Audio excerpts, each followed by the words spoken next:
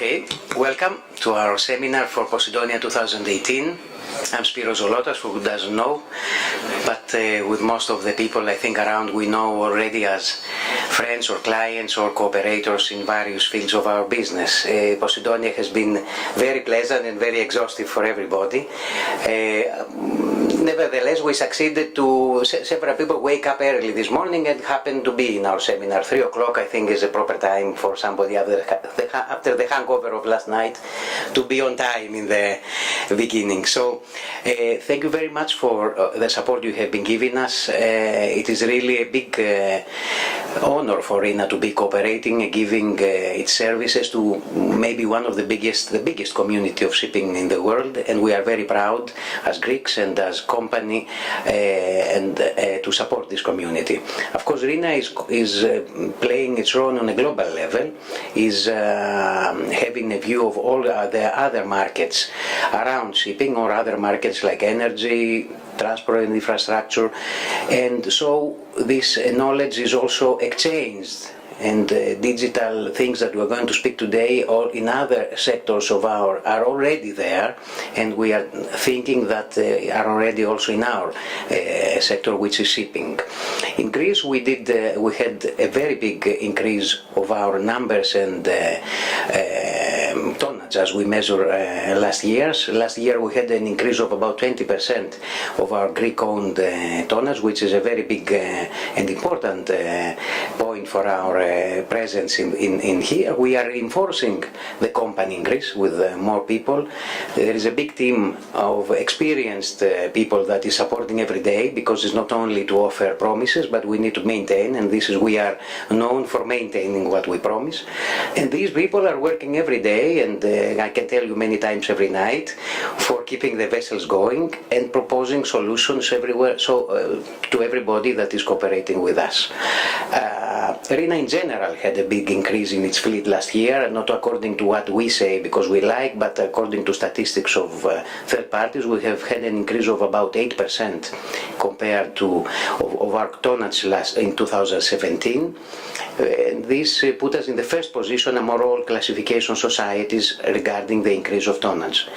This is supplemented by a milestone in our history. This is marked by an important point in our history, which is the change of our logo. It is synonymous with this global presence in various markets. You can see the logo which is not the one that we used to have for over 150 years, and is made of two arrows, one showing this past of these 150 years. RINA was founded in 1861, and the other arrow that is showing the future. So we think that based on this solid future past that we had, and always present, always increasing our presence, we are looking the future very optimistic. Today we have another important step that is combined with this general new approach of our company, and this is our digital strategy. Before going to that part in my introduction, I would like to share with you our new corporate video that is giving a flash on what we think that is RINA today and tomorrow.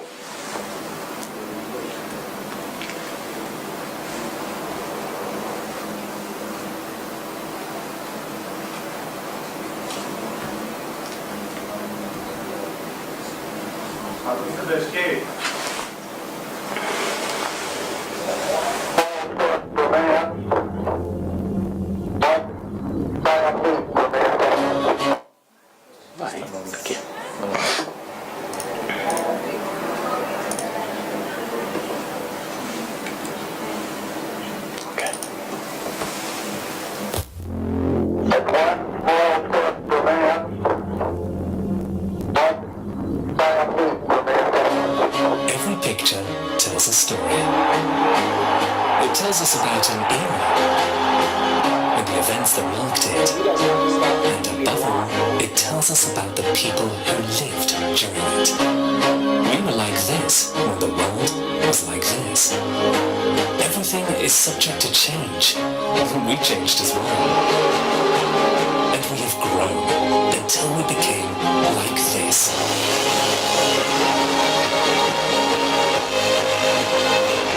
change to meet new challenges, to continuously strive to achieve the very best, and to realize new goals. Fearlessly, we run to greet the future.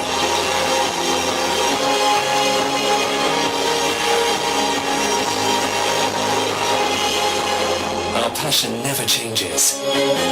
We've been calling it excellence for over 150 years. And from today, excellence has a new logo.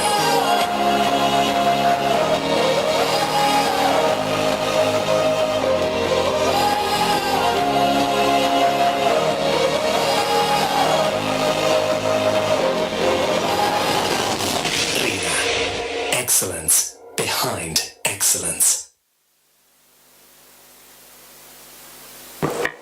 Well, I think it gave better than everything that I could make as an introduction of what we think will be the next day. So, passing to the main part of our day today, and part of sharing this, I would like to introduce who could speak with the most appropriate words on our strategies on the future of RINA, and we have our Chief Digital Officer, Ms. Barbara Poli, that I would like to welcome. Barbara, to give us an overview and a speech on what we expect from RINA in this new era. Thank you so much. Thank you so much, Spiros, and good morning to everyone. Thank you for your time. Time today is very precious. If you think that in the next few minutes, 50 minutes more or less, that is my speech, the world will send about 700 million email, or we can search about 20 million on queries on Google. Or again, more than 1 million of apps will be downloaded. So time today is more precious. And this is a digital time, if I can. I start from RINA. Already, thanks to Spiros, RINA is a classification society, and I don't repeat the previous words of Spiros, but what I want to say, is that we are known for some values: independence, quality, expertise. And with this value, we are grown in the last 15 years 5 times, and we will continue to grow. We intend to continue to grow according to 3 main strategic pillars: sustainability, people, and digitalization. And I'm here for this. Digital transformation is something that is not more a question, and these are the numbers, some number. If you know that 95% of new product will be connected through IoT in the next few years, and again 50% of large industrial companies will invest in digital twin in the next years in order to improve their asset performance. And again, I cannot say every number, but the numbers are linked to artificial intelligence, blockchain, IoT. These are the new technology. Software is something that is on earth from a lot of years. This is not software. This is digital. This is new technologies, and is based. This is a revolution based on one new important asset: data. According a cover of The Economist of a few months ago, the most valuable resources in the world is no more oil, but data. It's easy to check. Go to the stock exchange and see the top 10 company by market capitalization.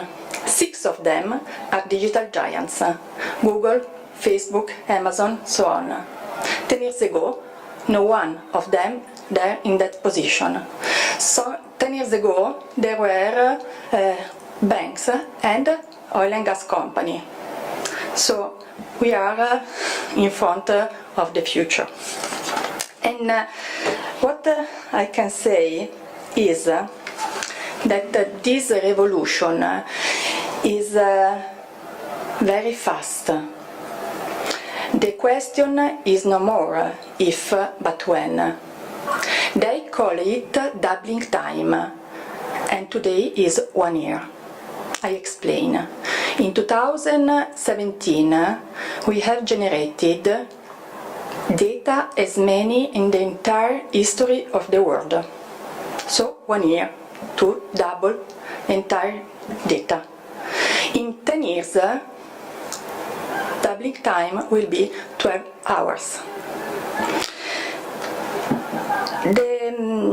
The studies are thinking that this new revolution, the fourth industrial revolution, is 20 times faster than the previous ones. And this is normal, because in the past the knowledge was in the hand of the few, the knowledge and the capital. Today, technologies is democratic, and not only. All of us is a user, a trained, a technical user. We have already been familiar with the technologies, and less cost and more trained user will be a very fast revolution. The problem today is not technology, the right one, please, but how can leverage on technologies. I'm coming back to shipping because we are here for this.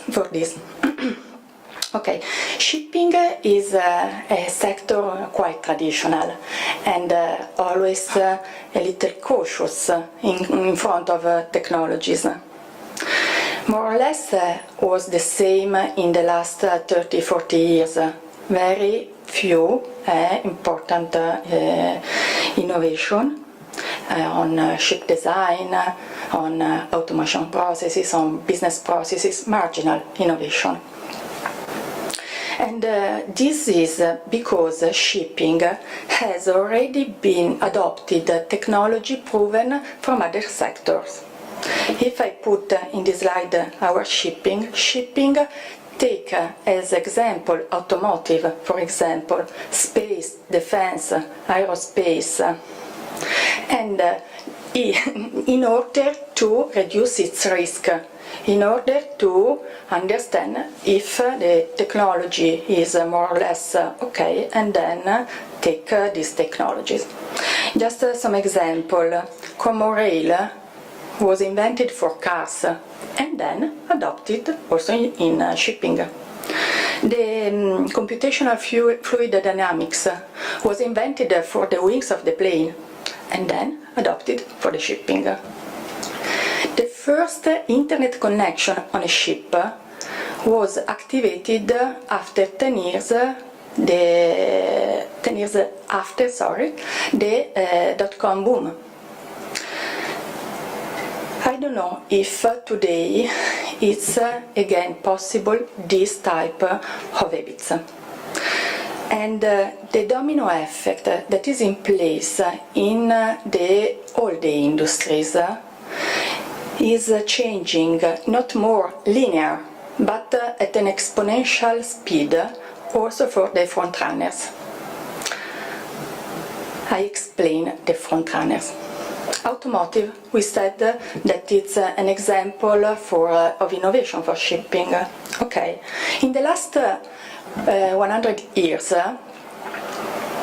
all the innovation was focused on the physical asset, the model of the cars or the engine. But in the last years, something is changed, and this changed the business model. Think about the electricity of the car electricity. Think about the car sharing or the ride sharing. Think about autonomous cars. While Mercedes or other traditional players are thinking if or how to put a computer in a car, there are some players like Google and Tesla that are thinking how to put the wheels on a computer. The same in the aerospace. Aerospace is another very changing industry. If you think to all the plane, how they are now sensorized, how they are playing of computer. And this is, for example, what is doing to do Boeing. Boeing is replacing all this paper map, all this checklist in order to collect data in a single point. And not only this type of data, they are trying to collect the data coming from the asset, coming from the system in a single point, in a single platform. We call this platform Cube, but I explain this after, in order to have a single point in which to collect data and then extract information and values for taking better information, taking better decision. Boeing is not the only, and is not only working on application. He is investing on energy management. He is investing in digital twin. Another point, another example could be General Electric with Emirates. They are working on digital twin because digital twin could create better condition, better economic implication in the performance asset. And again, Airbus is using the latest wearable technologies in order to see, to give to their technician in the field the imaging of digital twin of the Airbus in order to improve the operation during the phase of building and during the phase of customer service. 6 times that is the gaining in terms of time and in terms of cost. So the two sectors that in general shipping see as example are not changing a little, are changing completely, are rethinking themselves. And the shipping, what I would like to give you today were 2 points of view. One is this, so the pressure coming from the supply chain, because of course shipping is interconnected ideally with all the industries to this point, supply chain. And according a PwC study, in the next few years, no more than 5, 70% of supply chain of our company will be digitalized. And this pressure is not coming from the traditional competitor, is coming from some of the players of the supply chain, starting from the end, the customer. For example, Amazon has decided to take control of its logistic process. He decided not to enter directly as owner of ship or of plane. He decided to take the role of freight forwarder with one promise: take guarantee to their manufacturer, the supplier, an interconnected platform with the lowest cost and the higher quality of services. Quality of services will be transparency, will be visibility, will be tracking exactly every step of the shipment. The same is doing also Alibaba. Alibaba is of course the Chinese digital e-commerce giant, and is trying to invest in logistics process 50 billion euro. Not only these pressures on the logistics process will come from the customer, but also from the supplier. I give you an example. BHP Hilton has mapped the supply chain in order to understand how to go directly to the customer and fix with the customer the correct slot for arrange the shipment. The risk in this case is that shipment and the ship owner, or in general carriers, lose their power, lose their added value, and becoming during the time a low-cost player. This is the risk that we don't want to have. The last example that I want to give you is the new entrant, Flexport. Flexport is a startup that has created an intermodal, interconnected platform, again, open digital platform, interconnected, in order to create these services, high quality services for customer. If you think that venture capital has invested more or less 200 million in Flexport, and venture capital are investing more or less 3 billion euros in logistics and transport startup, you can think that this is the moment for a reflection, for thinking. The second point of view that I would like to give you was another chain, the life cycle asset. Yes, because also in this chain there are pressure for shipping, because manufacturer has understood that their product are more and more as commodity, and they are trying to link their customer in order to add revenue stream. Also, the leading shipbuilder are made the same. It's, I think, a good strategy, no?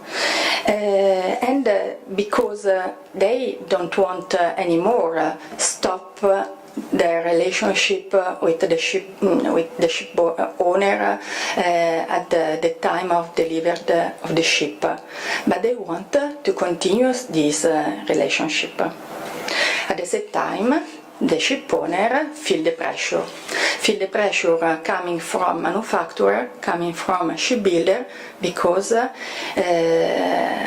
the vendor lock-in. And so this is the time to rethink this industry.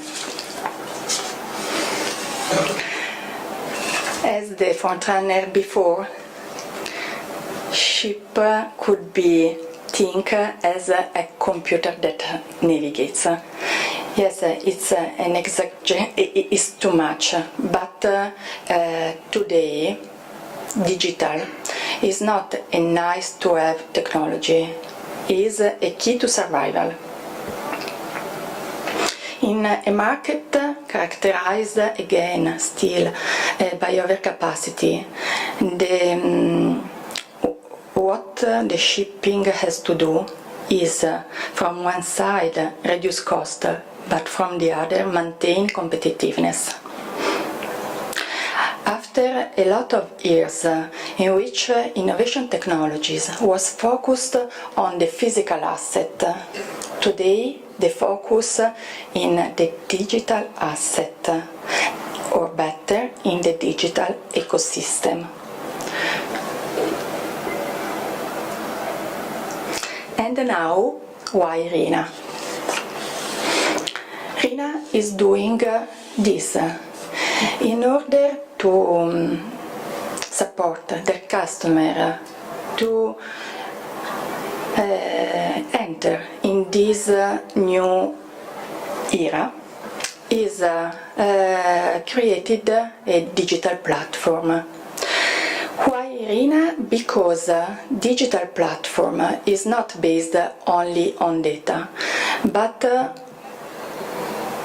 data combined with technical human excellence. I think that best digital strategy need humans. Humans to drive direction. Humans to develop the new digital technologies. Humans to extract value from the digital technologies. And RINA is investing on the best people, on the excellence, technical excellence since 1861. And today, RINA has completed its offering not only with people, but with people augmented by these cutting-edge technologies. What is RINA Cube? RINA Cube is our digital platform. It's at the heart of this digital platform there is the digital ship, or better, the digital fleet. Is a single point of contact for marine services, both traditional ones like certificate, like training, and the innovative ones.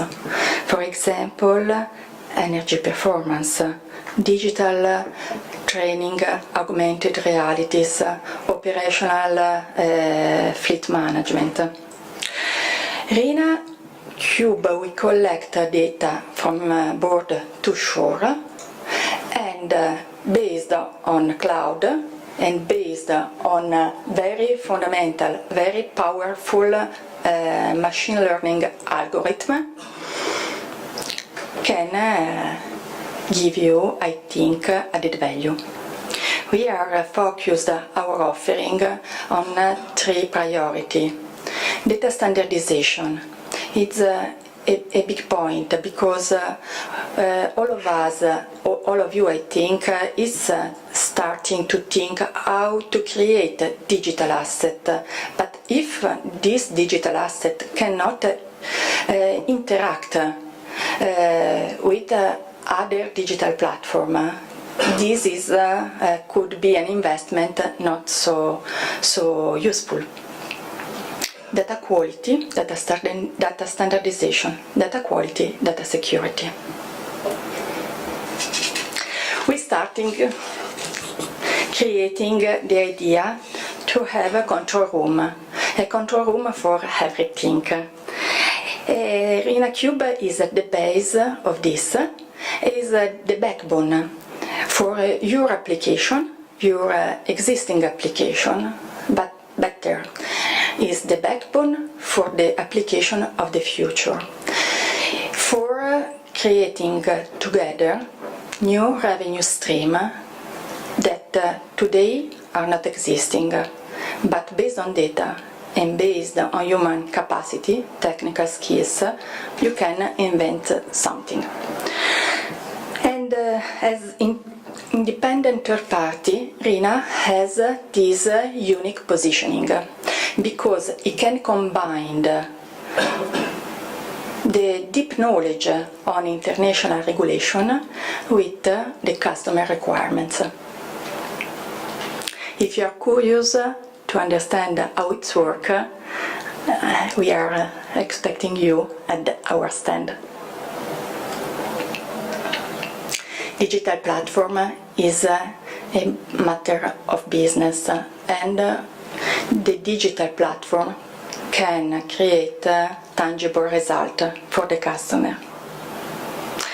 And this is, we hope, one step for a real interconnected ecosystem. Thank you.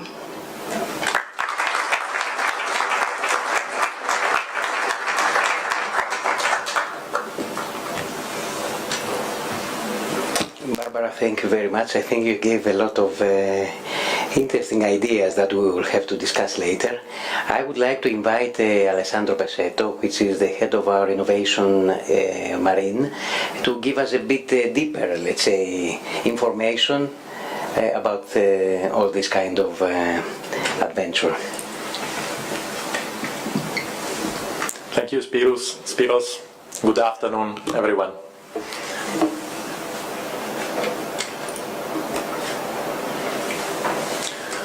Okay, after the presentation of Barbara, let me go deep into the description of some services that we already developed on RINA Cube digital platform for the marine market. First of all, let me say something about the actual situation that we found, that I found personally also in many companies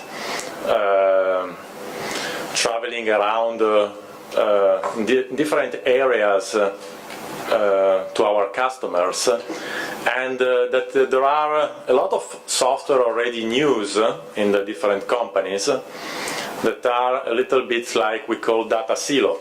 So you got maintenance on one application, you got crewing on another one, and you got energy efficiency maybe on another one. So you have a lot of data container, but you really don't have horizontal access to your data. And this is a problem if you want to really create value from that and extract information.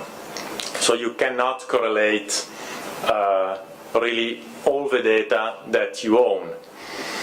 And now the things are coming even more complex with new security and privacy laws requirements.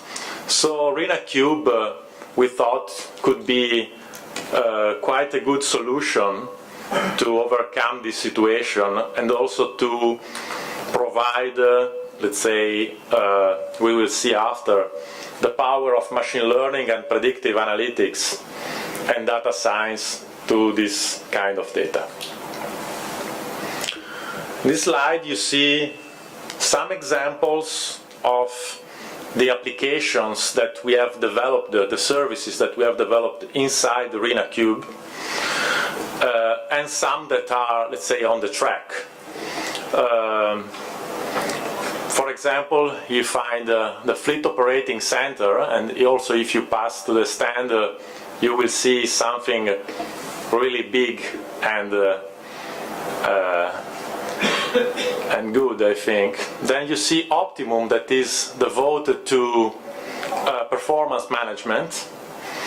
There are other applications more dedicated to traditional classification services, and these are called Leonardo Info, Certificate Validation, or RINA Register Book, and that are rather others that are on the track, like Smart Survey, that is dedicated also to our internal colleagues, but produce benefits and efficiency also with respect to our customers. Why RINA? Well, already Barbara said it's a way of putting together technological skills and also technical marine and shipping knowledge, and also, let's say, the role of classification society in the future will be more and more of partnership rather than a vendor or a manufacturer that try to sell something and then escapes or disappear. So these are the list of services that I will go through today. So the first is the Fleet Operations Center. The second is Optimum, the performance management. The third is the classification-related application, Leonardo Info. The e-certificate validation, because RINA has already capabilities to issue e-certificates for a lot of flags and a lot of kind of certificates, a lot of flags for our customers, and the RINA directory. We will see something about augmented reality technology that can be used, for example, for training. It's not the only purpose of this kind of technology. We are thinking also of different usage, and smart survey. Let's start with Fleet Operations Center. First of all, what is a Fleet Operations Center? So we took this, let's say, idea, of course, from, you can imagine a NASA, they call Mission Control Center. That is a room in Houston, Texas, where they follow the mission that they have in the space, of course. But it's an opportunity also for the shipping, in my opinion, now that satellite communication link has become more and more affordable, to increase operational efficiency and safety on board the fleet. So it's a combination, can be, of course, of hardware equipment. You can set up your control room. Your control room can be, let's say, with personnel on watch 24 hours a day, 7 days a week, or can be with other kind of support. Software packages, of course, and we call fleet intelligence. So some, let's say, rules, alerts that allows you to follow all the important information related to operational efficiency and safety on the number of screens that you have set with respect to the number of ships that you have sailing.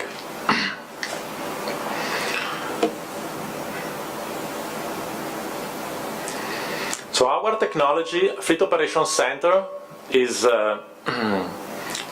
combines, yes, let's say, as I said, the availability of satellite communication solution, also tracking technologies. Now you can have tracking from who provides the satellite link communication or IS.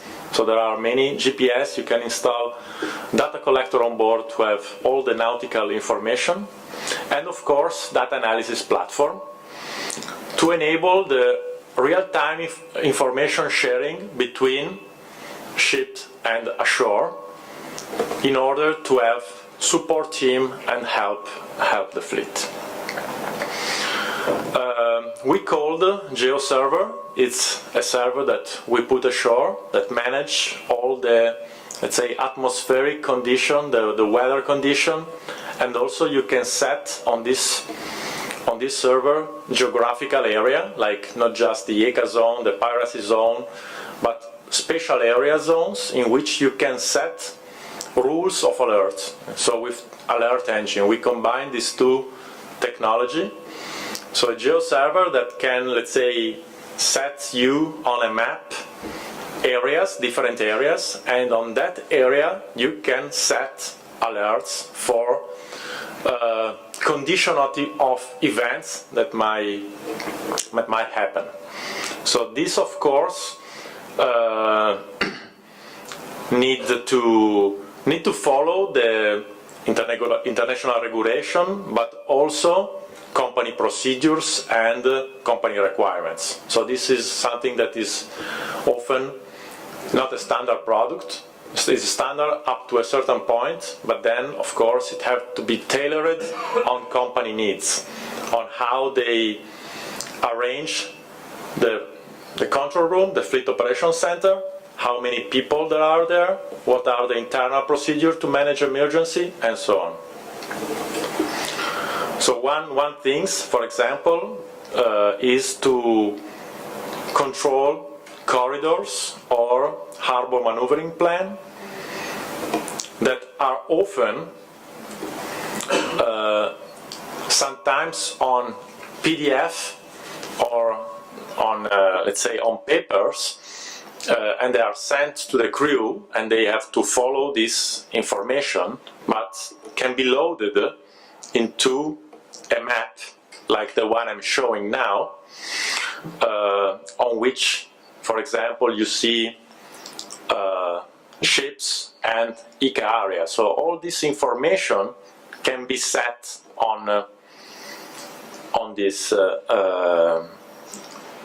this kind of software. I show you, for example, some screenshot. Then we will have a live experiment. So we will switch my computer with computer of Giovanni, but just to show you, to be sure that nothing will go wrong, I also show you some slide. For example, in this, I show you how we can search for a particular ship on the search, and when you search for a ship, the ship is found, and you can pop up an image of the ship with a set of information that you can decide that can be the most important information for that ship at that moment. And you can move a slider on that panel to have the route, simply the route of the ship, like in the image. And if you zoom, you see, for example, here, at a certain level of zoom, you have a database with all the port areas, so that on the map you see the port areas, and the dots that you see, the green dots, is the route of the ship. So you can see, for example, here I've made a distance calculation when the ship passed through the Sicily Channel. I made a linear measurements between the track of the ship and the coastline. But this is useful when the ship is maneuvering in limited space and they want to, of course, on board they have the radar, but you can tell how distant is a target. But on shore, if they want to know, they can use this integrated distance calculator. They can have also nautical charts. So in this case, you see the same route with nautical charts, with bathymetry information to know the depth, the seawater depth in every point. And this is particularly useful when the ship goes to groundings or other events. And then there are all the weather information that can be added, of course, to the map. So in this case, for example, there is the wind information, I think, yes, is the wind information. So of course all the data available on board can be also recorded, like the anemometer, but there are weather forecast services now offered both for free or with subscription fee that can be integrated into the software.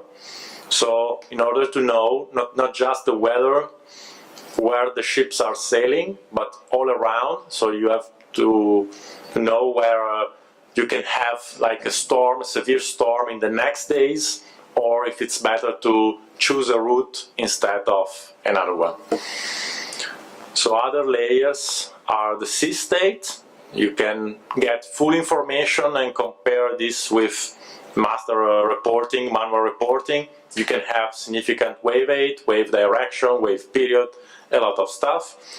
You can have cloud cover, and you can have mean pressure,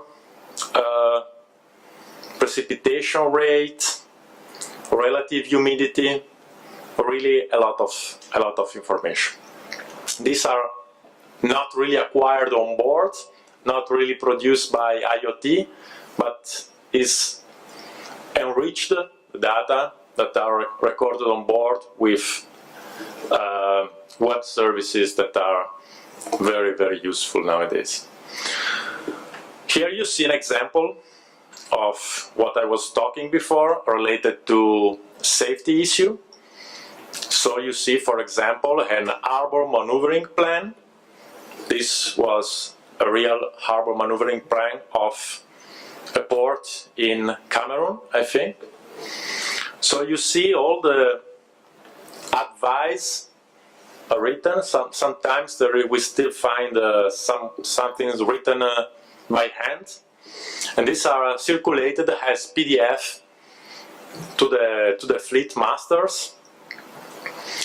But there is not really a control on that. I mean, while loading all this information, as I explained before, with the GeoServer and the alert engine, we can put together, we can load into the system this kind of plans, this kind of corridors for approaching the port, maneuvering plans, limitation of speed. We can check if the diesel generators were on, how many, and so on. And we can receive alerts if the speed was too high, if there was a corridor breach, and we can send reminder, or they can, let's say, give some motivation if they had to break some company procedures, but also can, let's say, simply pop up some reminder, some information that is useful to approach that port. Sometimes, of course, this can be custom by ship, not just by port, but by ship, because ship of a certain dimension can follow different harbor maneuvering plan. Ship of other smaller dimension can let's say, have other needs. You can see that sometimes they specify the number of tags that they have to take, and so on. So this is really something that allows you to work together with your fleet for more efficiency, more operational efficiency, and more safety. Then, of course, the company is free to, let's say, customize and give the level of control they think is correct. That's all for the Fleet Operations Center. Then, of course, if you have questions at the end, I'm more than happy. Optimum is the performance management tool. So, let's say the focus between the two is slightly different. So Optimum is devoted to technical performance management, while Fleet Operations Center is more on the operational efficiency and safety. But it's true that they can be, let's say, overlapped, or at least the signals that are acquired, that can be acquired on board to implement this kind of solutions are a lot overlapped.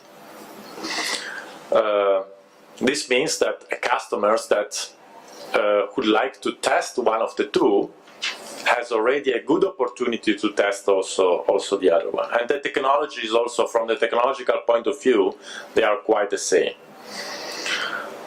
So let's start with the data.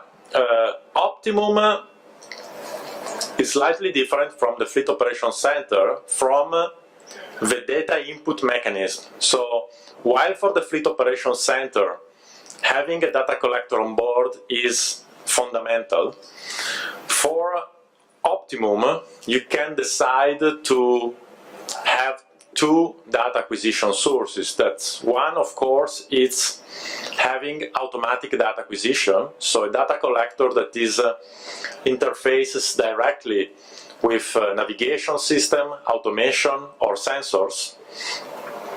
But another way is also through manual reporting. And these are not, let's say, out. I mean, you have to choose one or the other one, but you can choose, let's say, to have an hybrid solution, so as the automatic data acquisition requires to have a little bit of investment on the sensors that now have become also more affordable and cheap, but a minimum investment is required, let's say, to have flow meters or to have torque meters to measure the fuel consumption or the shaft power. These are requirements. You can say, okay, I want to test an hybrid solution, and on part of the fleet that is already equipped with this kind of sensors, I go for automatic data acquisition and test the full power of this kind of system, this kind of tools. But I can also say, on the rest of the fleet, I take the same solution but fed by manual reporting. And sometimes manual reporting, you see from this slide, is let's say, usually we call new report. So it's maybe sometimes is more than once per day if you have arrival at port, departure, or end of sea passage, or beginning of sea passage. But of course, more or less it's one per day. While automatic data acquisition, you can have, let's say, every 5 minutes, every 10 minutes, every frequency, with a sample frequency you want.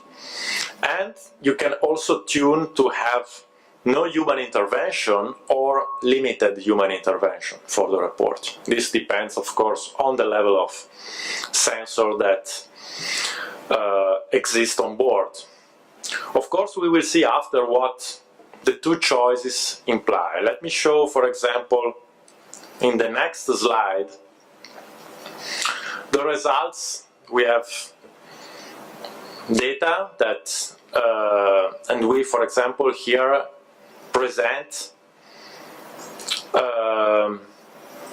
two data sets.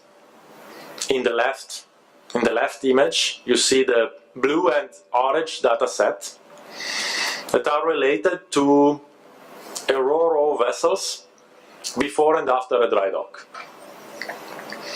During this dry dock, they have changed the propeller with a more efficient one, and so we measured the 3 months before and 3 months after. And this is the speed and power diagram, scatter diagram. And you see the two cubic feet that interpolates the data. So you clearly see the gain given by the new propeller in the 3 months data recorded after dry dock. You see that the power requirements is lower. And on the right box, you see the same collected with no reporting. So we collected also the new reports from the master and chief engineer during those 6-month period, so 3 months before and 3 months after dry dock. These data were filtered, of course, in order to have, let's say, the same condition. You see displacement, so the same loading condition and good weather condition, Beaufort less than 4. But as you can see, the manual input data does not allow really to take a conclusions, while the conclusion is very clear with automatic data acquisition.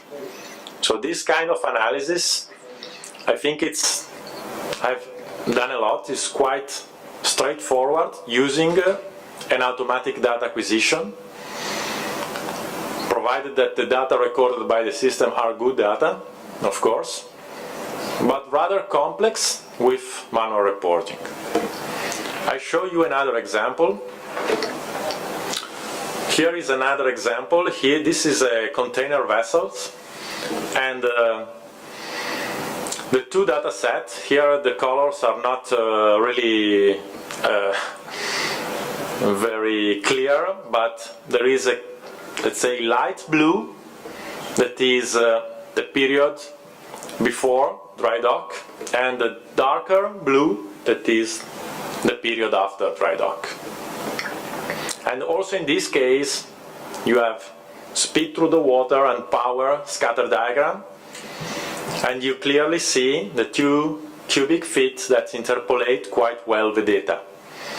So you clearly can put yourself at a certain speed or in a certain speed range and evaluate your performance increase. But this can be done, so you can be done inside the system. So for example, here is the speed profile, the 3 months before and the 3 months after that dry dock. So you can see, for example, that that ship had a higher speed after dry dock. Probably the new propeller with the same power gave more speed.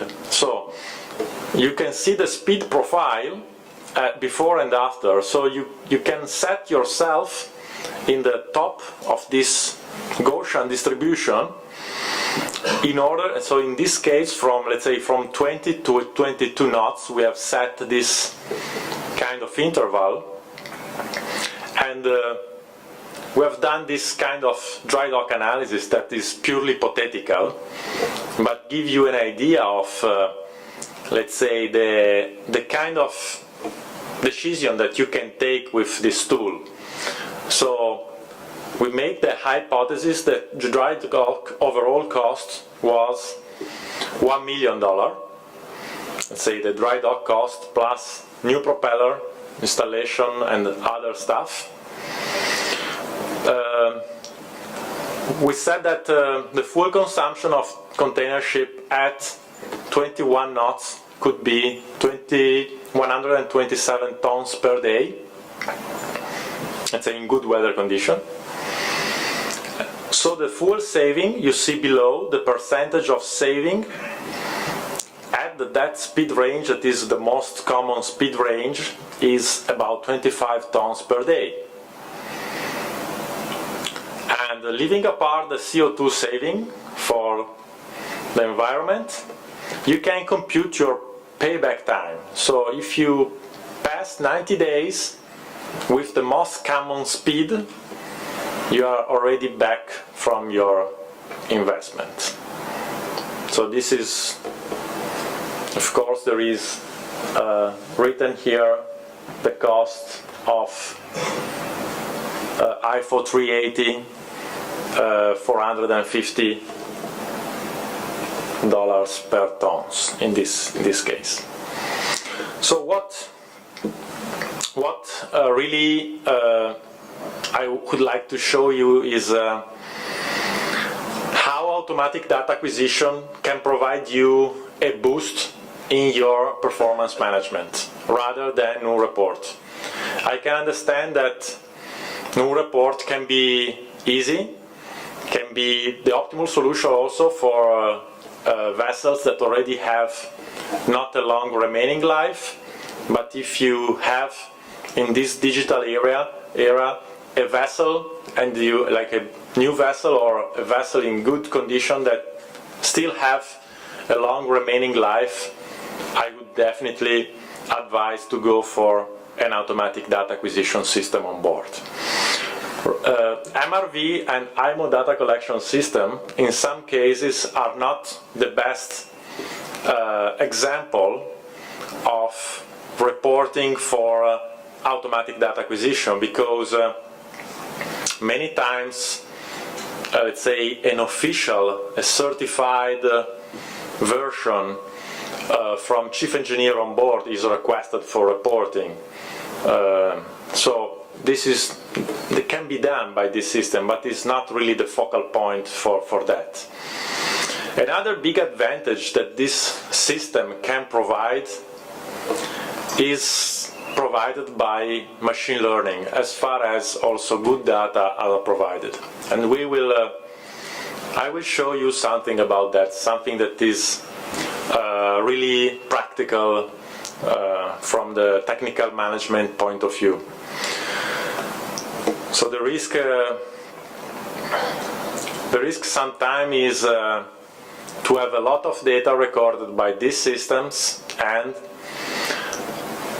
not knowing really what's the aim of this data or what can be done with this data. So the first you have seen without machine learning is to make some dry dock analysis.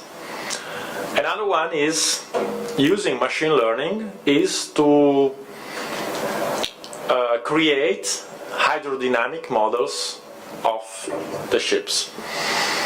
So what does this mean? So means be able to predict propulsive power and fuel consumption starting from the data recorded in the last 4 to 6 months by the system. And what is this useful for? So when I'm capable of predicting the performance of my ship, what is this useful for? Well, this is very useful because you can then, if you have this hydrodynamic digital twin of your ship, you can then perform a benchmark comparison between the actual data coming from the sensors and the output coming from your digital twin, from your model prediction.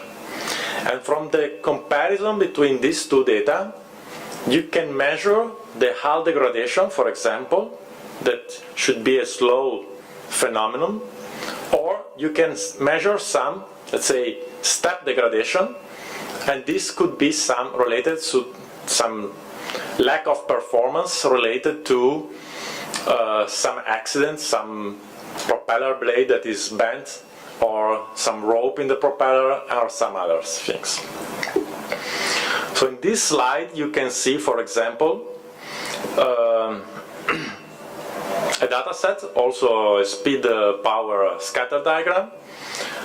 Each plot, top and above, have two data sets. One is a blue data set, and the blue data set is related to measured speed and measured power.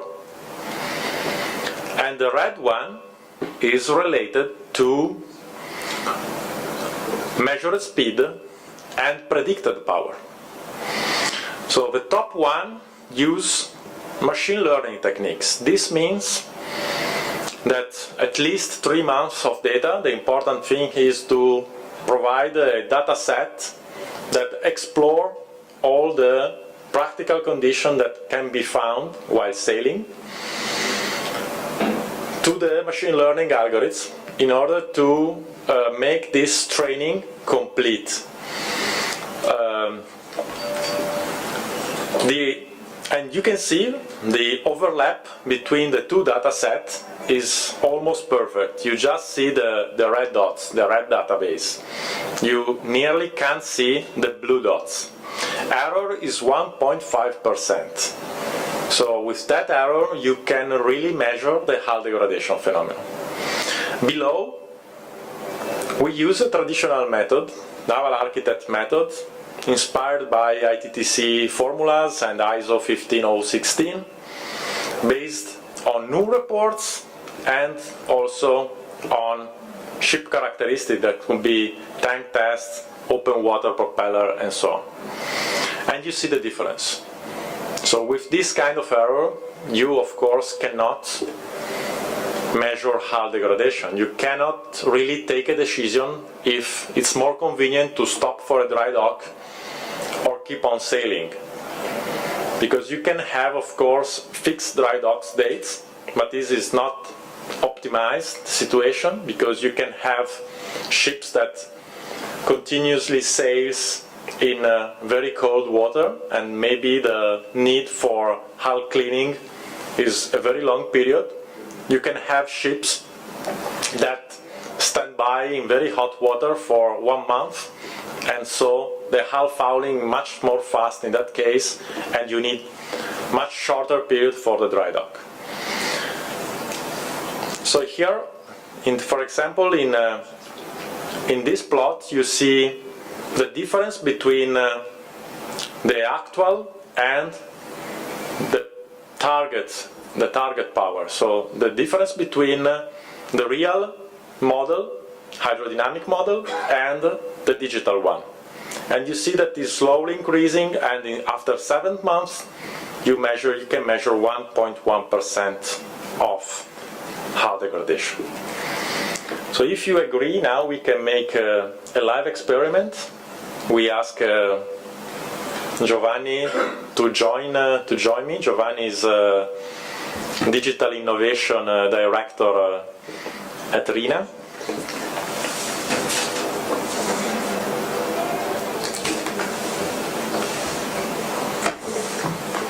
Okay, so thank you, Giovanni. First of all, let me show you live what I've showed you before in screenshot. So now you can see, I still have the mouse on, sorry, it was moving. So you see here 10 ships on a map with the ECA area. So I can search really for a ship, locate it, see the set of information, look at the route explorer,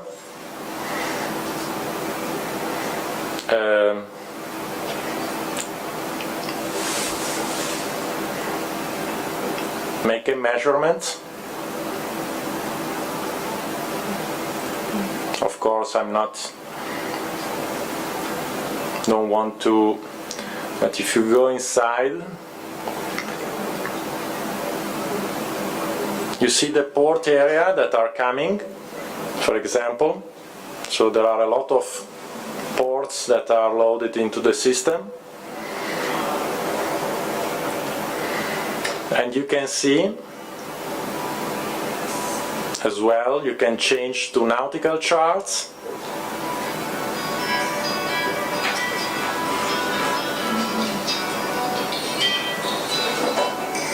And I zoom out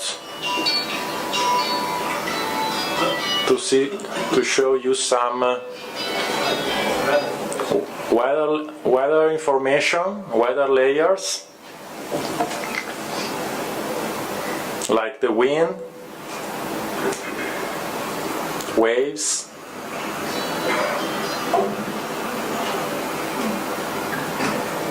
currents.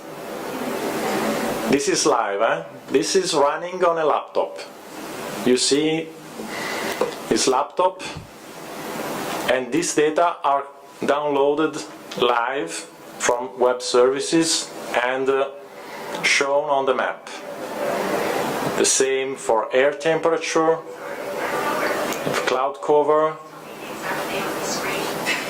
precipitation rate. You have full set of information.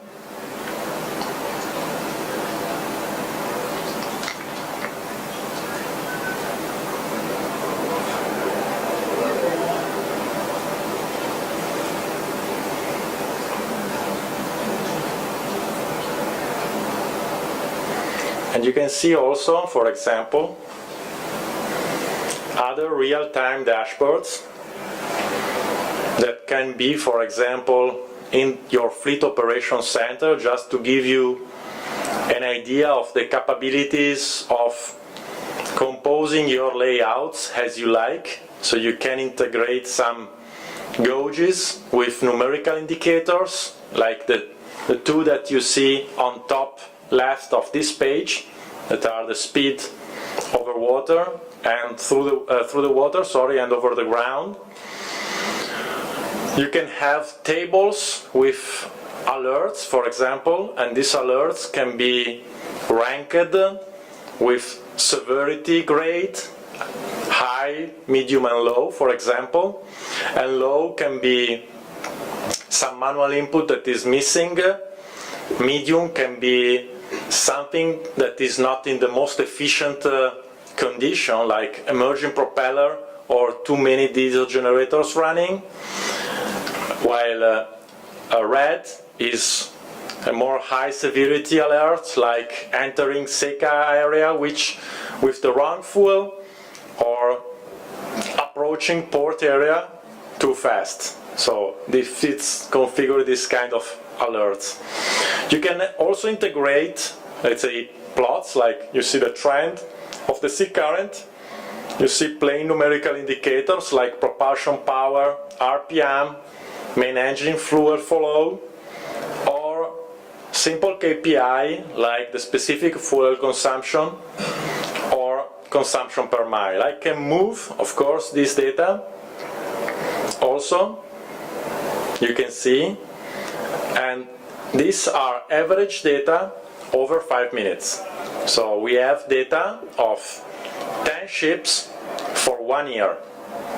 These are data that are on this laptop, and we are pumping live this data on the dashboard. So the same you can have for real-time dashboard. You can also integrate 3D model of objects, like in this case an engine, showing aside related information like temperature and pressures, and you can have like validity ranges for that in order to pop out, to strike out when the recorded values are out of these ranges, in order to be aware, to be advised when information, have to be raised attention. Also, I want to show you something more related to analytics. So, for example, here I can plot a scatter, a speed power scatter. I can select a date, just to show you also from the 1st August to the end of 2017, so quite a lot of data, all the phases, all the sea state, all the wind state, and all the loading condition of the ship. If I press save and apply, I retrieve all this data from the database and I plot the data. All this is done with this laptop, and every dot you see here is 5 minutes data. So it's not non-reporting, so it's a lot of data. And you can be very accurate. You can, for example, filter. If you want the good weather condition, you can just filter 1, 2, 3 for the wind, and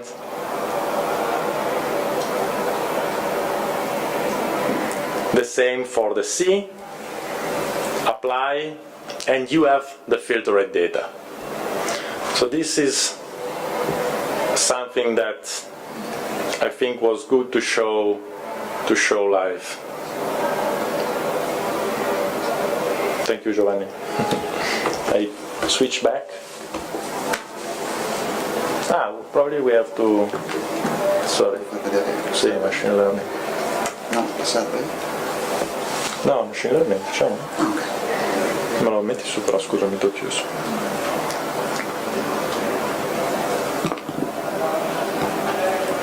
Okay, let me show you also something related to machine learning live. So we make this experiment. So we take live data recorded with automatic data acquisition, and we open this kind of data. You can see here we have the top row that indicates the kind of signal. So you see that, for example, you have date and time, you have the voyage phase, the latitude, longitude, the speed through the water, and then all the other information related to the environmental condition and shaft RPM, the loading condition, and in the end, the shaft power. So the shaft power is the parameter we want to predict. We want to create this digital twin of the ship from the hydrodynamic point of view. So we use this data that was recorded by the system to create the model, and we have opened here Machine Learning Studio from Azure, Microsoft. That is quite easy to use, so I like to show to you because it's something that is not really scaring. So we load the data into this Machine Learning Studio. You see the data is loaded and all the columns are shown. So the first operation we do is to select the column we want to use. Of course, we don't want to use the column navigation phase C or the date and time information. It's not relevant to the training of the model. So we will set, for example, the speed, of course, all the environmental condition, and the loading condition.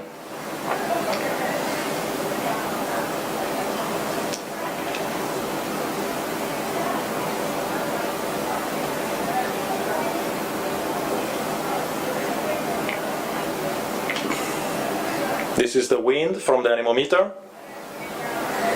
This is the sea state from the weather forecast.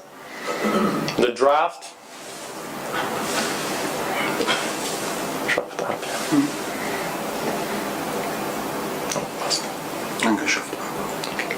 And the shaft power, that is the parameter we want to predict. So we remove all the others. The others left on the left are removed from the data. So latitude, longitude, daytime, and so on.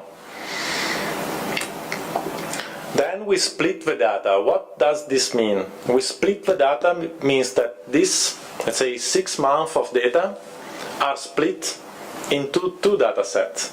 And one data set is used for training the model, for building the model, and the other data set is left for testing the model.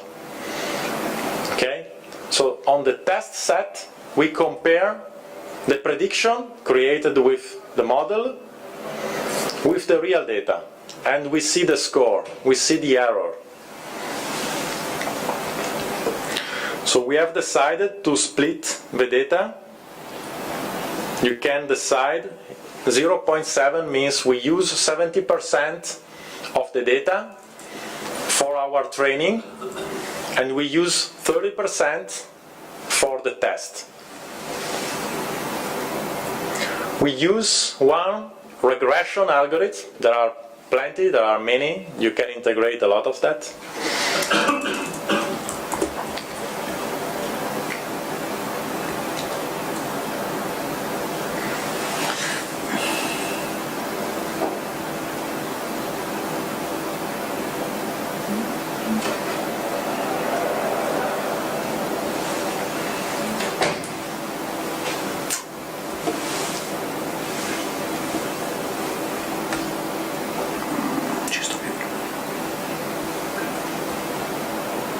Okay.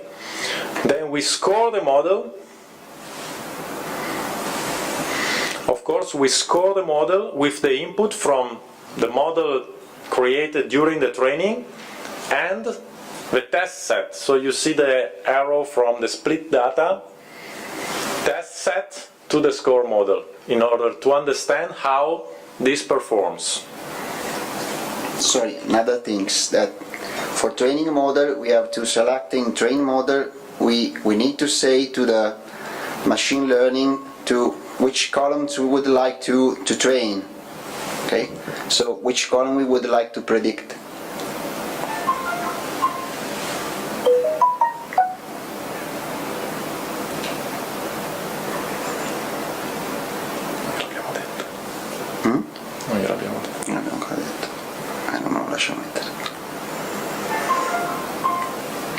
shaft power. Okay, now we are saying we want to predict the shaft power. Evaluation. No. Okay, now the model is running, so you are building the model. It requires some time, but not too much, so we can wait. But you see how it's easy to do it, and of course then you can export this inside your system. But let's say that your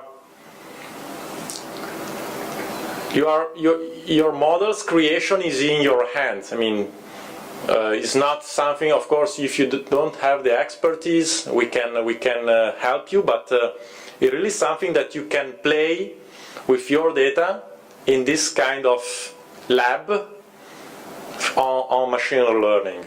And you can evaluate with a regression model fits best your data, and which is more useful to your analysis.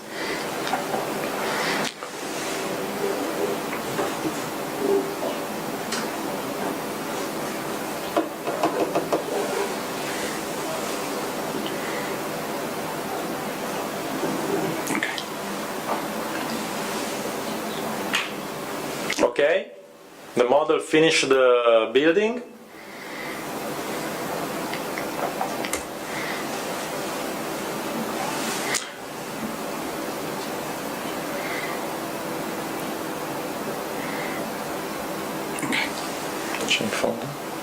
This Questo. yeah. This is the score table me. Okay, so Prediction. you see beside the shaft power that is here, you see the prediction and you see the error in kilowatt. Okay, and we can see also the weight, the average error. Dobbiamo aggiungerlo.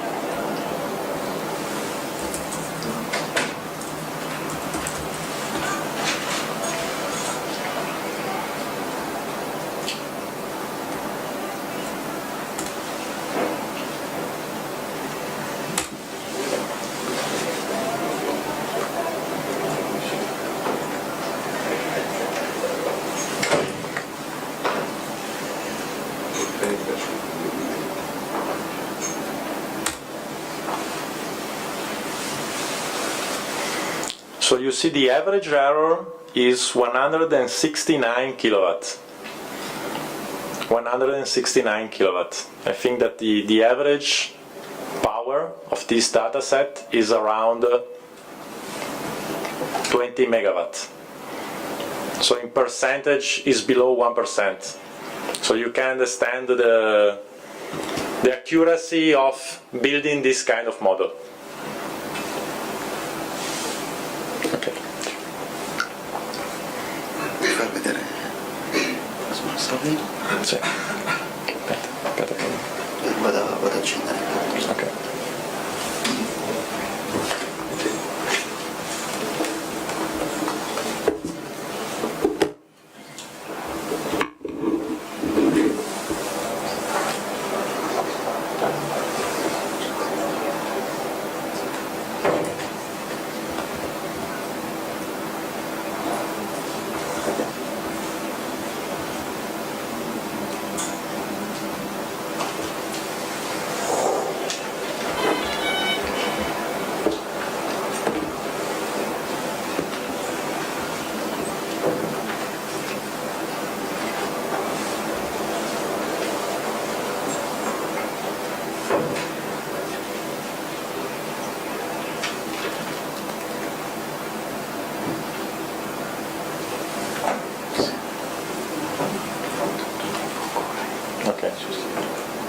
Okay.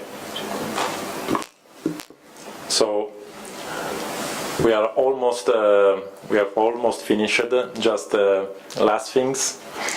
So regarding optimum and fleet operating center, I think that you had quite a deep overview. So regarding other application like with more reference to classification services, let me just say that we released also 3 applications that are RINA register book, certificate validation by RINA, and Leonardo Info. And you can find this application also on mobile platform like Google Play or Android App Store. The register book allows any people to view the list of the merchant units that are classed by RINA services, including the most important technical data for each ship, updated every month. And certificate verification is gives the opportunity to any person in possession of a digital certificate issued by RINA services with Leonardo ship to check if the document is in force. And the Leonardo Info provide authorized user, so RINA customers, to assess ship status, report certificates or other documents generated by RINA services. This is you see the video stream here. You see some delay probably in the video stream with respect to the drones that is turning or raising. But this is a service that we are thinking also. Now you see that is when the drone raised and then probably turns. This is related to smart survey. So we are building also this application that has a smart checklist to go on board for our surveyors that can of course make use of this kind of device, drones, and integrates the visit with the information that are gathered from sensors that are hosted on board this kind of device.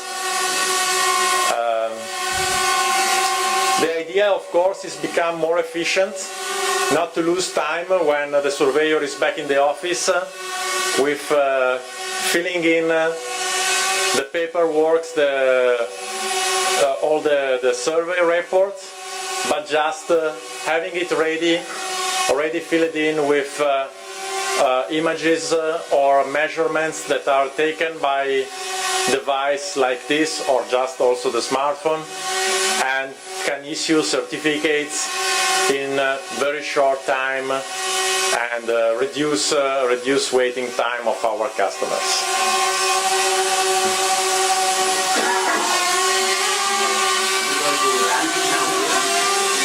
The landing is the most difficult part.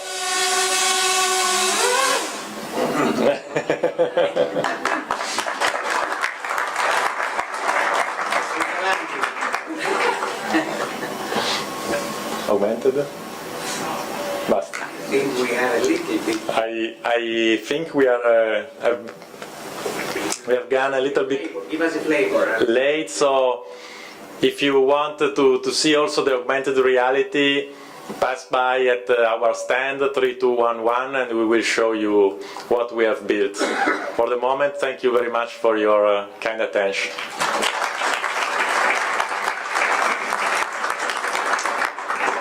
So, thank you, Alessandro. Thanks, everybody. I think we got an overall idea by Barbara on what we are thinking, not only for shipping, but generally the digital revolution that is not tomorrow, is happening today. And the only thing is that we have to change a little bit our minds. It is here to stay. And older people like, not me, I don't consider myself old, but anyway, have to think a little bit of this new way of approach. Is not another tool to add, but is the tool, the thing that will gather all things around and be a real, let's say, next step for the operations of the ships. So thank you very much. If there is any question, we have a couple of minutes only. There will be a microphone for who would like to ask something. We will be pleased to ask. Nikki, can we bring the microphone to Ms. Papadakis?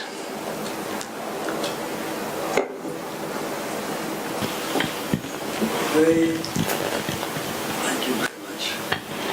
Very impressive presentation. Thank you. I have to tell you that I feel humbled because I always knew that RINA was very far forward. I had never had any doubt, but I didn't realize just how far forward you were. Congratulations, you punch way above your weight, and I'm delighted you've been doing this for years. And the drone was very impressive, but there is a go to home app.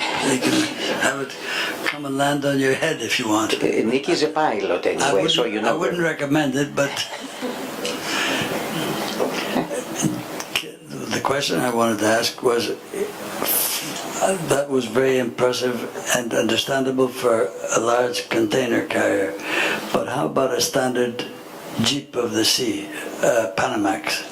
What kind of magnitude of cost are we talking about for the sensors and the installation and so forth?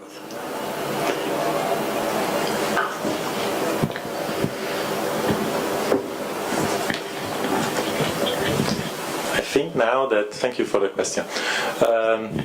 Now you mean sensors like flow meters and torque meters, and of course, I think that of course I do not sell flow meters, but as far as I know, they range from 2,000 to 4,000 euros each.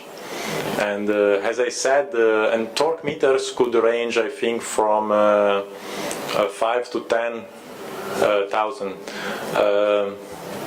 So of course the investment, as I said, is for ships that has a long life, long remaining life. For those kind of ship, I think it's worth the investment, because really allows you to have this kind of really advanced management tools. Of course, for ships that maybe has 5 years remaining life, maybe it's not worth, definitely. Right. Any other question? Yes. Yes. Segoyevinas. Thank you. Thank you. I think that as this fashion, I will call it, is going to rest heavily on communications and the availability of the means, rather, to be able to get information and so on. And we know that at sea there is always blind spots for satellites and other routes. Would it be good to suggest that somewhere in the future the classifications will ask for better performance in that sense as well, so that it could be written in the rules that we could get this information? Otherwise it will just be an occasional situation. Very correct, because in many places of the world we cannot even do very simple things, let's say, regarding communications, like calling ashore. So you can imagine things like that, but I don't think it is in our hands. Just putting it in the rules to change how, let's say, certain areas are covered. Anyway, I think there are, this technology is increasing very rapidly in order to permit, let's say, coverage everywhere. We are not talking about remote control now of a ship, so let's say driving the ship from the shore. So it would be, even if there is an interruption, I don't think there any problem at sending messages ashore with some delay or something. But it is a point. You are absolutely right. Then another point I would like to ask my colleagues is, of course, too many exchange of data, too many exchange of things over the clouds or other things. Cyber security is entering, is another big chapter. Don't touch it now, we don't have the time, but how can we secure these kind of things in one word? I mean, the security is a complex threat, but it starts from design.